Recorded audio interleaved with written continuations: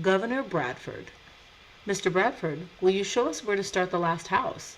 John Alden stood with a hammer in his hand. It was the fall of 1621. Gradually 2 rows of little one-room wooden houses were taking the place of the mud houses the Pilgrims had built when they first came ashore.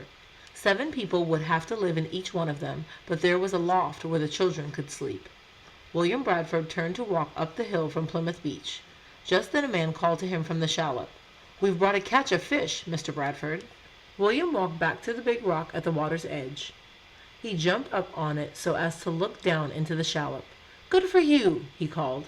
Usually the Pilgrims did not have very good luck at fishing.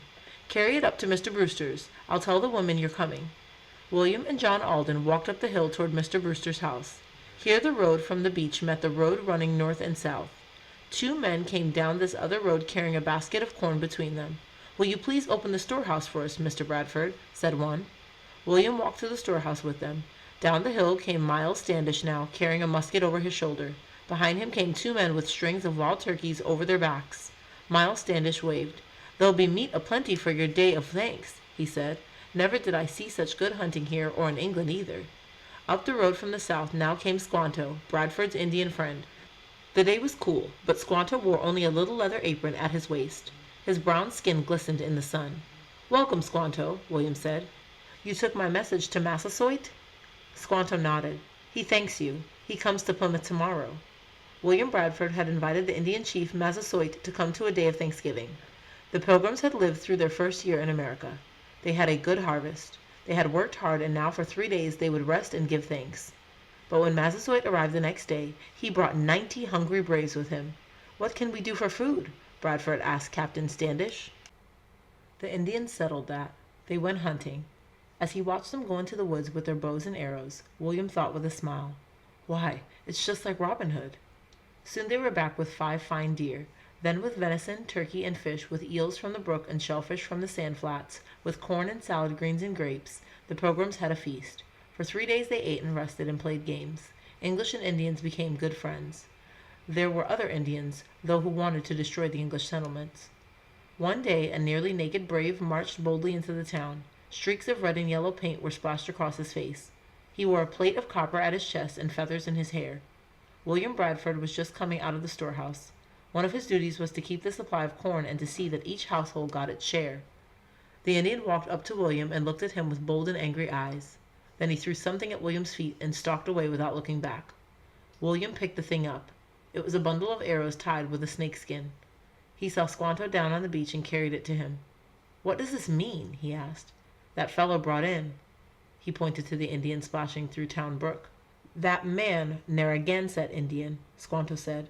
"This means they kill Englishmen." William Bradford knew the little colony was weak and helpless. They had no fort. Even with the men who had recently come on the Fortune, there were only about 40 who could bear arms. If the Indians really wanted to, they could destroy Plymouth. What should he do? He stood there looking at the arrows. Then he gripped them in his strong hands and broke them over his knee. But first he carefully removed the snakeskin. "Come with me, Squanto," he said. "I have a message for the Narragansett." He strode up the hill. He marched into his house and took down his powder horn. He filled the snakeskin with powder and shot until it nearly burst.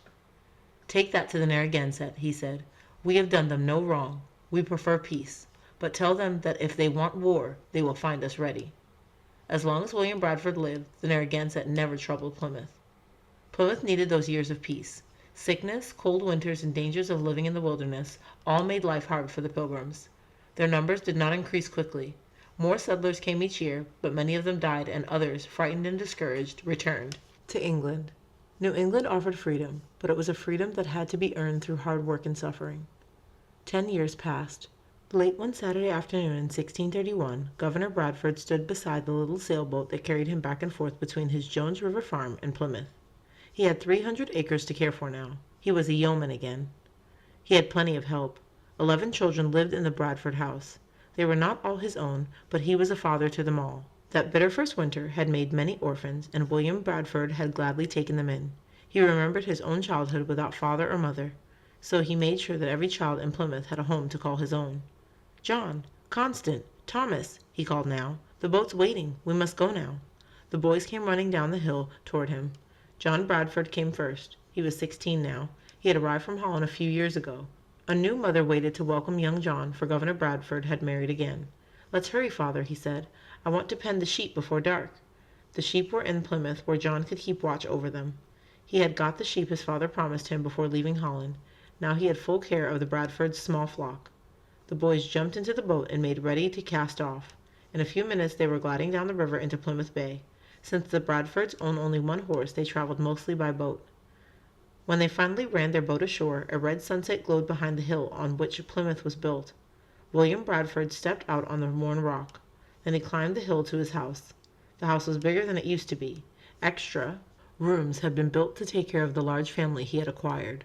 Little Mercy was sitting on the doorstep. When she saw her father, she ran and put up her arms. William lifted her and gave her a hug.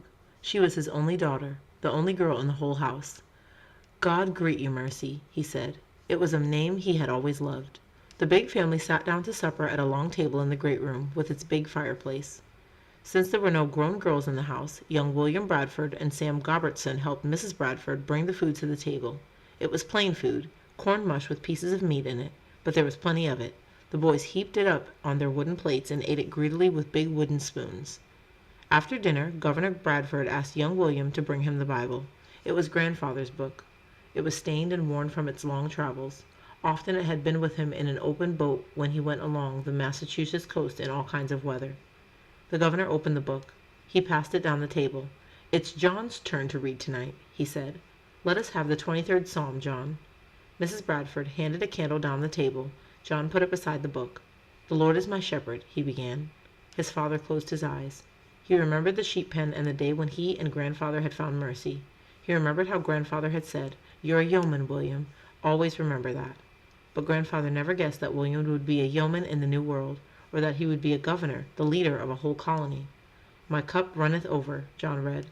"Doubtless, kindness and mercy shall follow me all the days of my life, and I shall remain a long season in the house of the Lord." William Bradford looked down the long table at all the young faces. They had a golden color in the candlelight.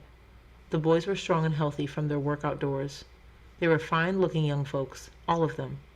William gazed at them with pride. He saw Mrs. Bradford at the other end of the table. Their eyes met. They nodded and smiled. For seated between them were the children of the New World, the beginning of a new nation. Little Plymouth had come through sickness, hunger, and threats from the Indians. It was small, but thanks to William Bradford, it was strong. His wisdom and skill and love had pulled it through every danger. Yes, Mr. Brewster had been right. God had found work for him to do, and he had done it. "Thank you, John," he said when John had finished. He stood up, took a candle, and went into his study. On his desk was a blank book bound in leather, and on the first page he had written, "Of Plymouth Plantation." Somehow it was not enough for William Bradford to live the history of Plymouth. He wanted to write it too. Whenever he had a minute free from his many jobs, he added a few pages to his book. But he was still writing about the events that occurred 10 years ago. Tonight he wrote about that day when the group had left Leyden, Holland, for England. "So they left that goodly and pleasant city, which had been their resting place near 12 years," he wrote, "but they knew they were pilgrims." Pilgrims! They had never had a name for themselves before. This name was as good as any, William thought. It seemed to him as if he had been a pilgrim all his life. Even as a boy he had moved from one household to another, first to his grandfather's, then to his mother's, and then to his uncle's. He had never had his own home then. But now he had a home. Now he was a father to a whole colony. He had found his life work. He had found his home.